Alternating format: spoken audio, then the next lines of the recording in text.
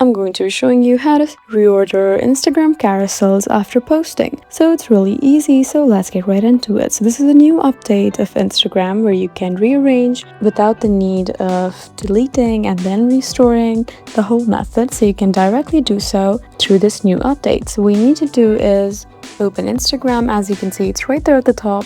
Just go ahead and tap here. So once you're there, what you need to do is look at the bottom right where you can see your profile picture right there. Just go ahead and tap there, and now you can find all of your posts. So you just need to tap on the post you want to rearrange, and then you just need to look at the top right where you can see this 3-dot button right there, and then you just need to tap on edit. So in order to reorder, all you need to do is press and hold like this. So as you can see now, this is at the top. So let's say you want this picture to be at front.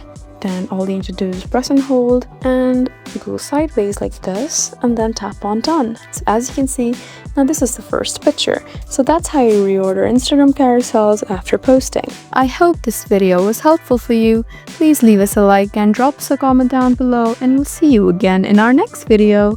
Thank you for watching.